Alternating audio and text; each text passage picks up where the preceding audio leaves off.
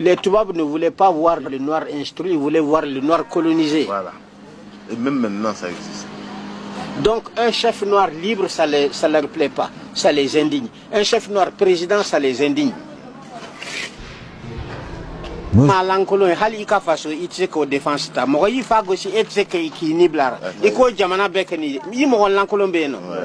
Est-ce qu'il y a plus lâche qu'un Français qui est obligé d'appeler le monde entier à son secours pour libérer sa patrie? Il ne peut pas se battre pour sa propre patrie. Vous avez appris dans Corneille quand même l'histoire du Cid.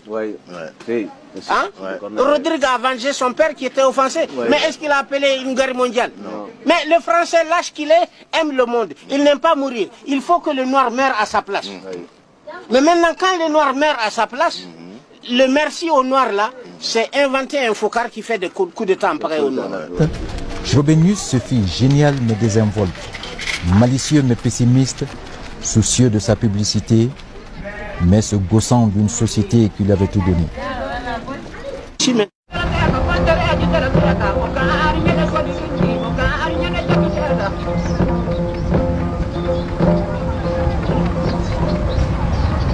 Quand on lit ce roman et quand on vient ici à Sévère, on voit Yambo, il y a d'abord une sorte de déception, presque un choc. On est choqué de le voir dans l'état où il est. C'est quand même quelqu'un qui a rendu, n'est-ce pas, qui a fait quelque chose, qui a apporté sa pierre à l'édification de l'édifice littéraire mondial.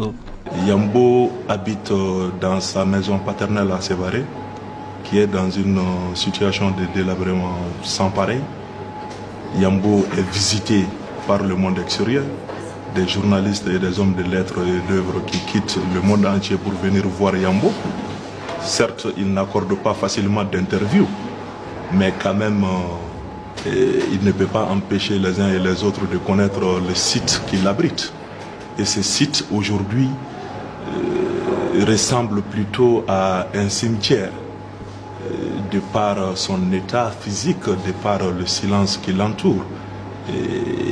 Il s'y dégage une atmosphère mélancolique semblable à l'état dans lequel on a voulu l'embrigader Yambo lui-même depuis la France et encore ici chez lui, dans son propre pays qu'il a vu naître, qu'il a vu grandir. Yambo n'est pas malade, Yambo est bien portant, tant moralement que physiquement.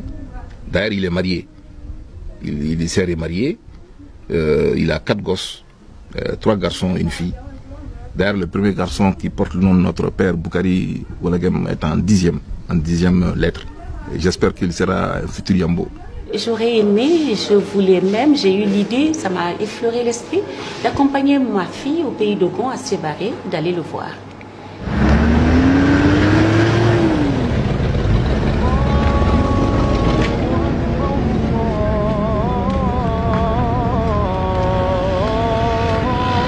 Allah wal malaikatu yusalluna ala nabi ko ala ni aka malaika o be do ke c'est pas obeseli o be do ka ala kira sallallahu aw mi yeshlame na o do sama ala krama do mo mi do ka ala kira shin kele ala be do ka shin ta ni do ka ala kira shin ta ala be do ke shin kele ni do ka ala kira shin kele ala be do ke shin wakele ni da sama ala krama shin wakele tlekelen kono donc ibi shigi wala kabini fitri fo dugu kaje kabini be jena ibe kal jena so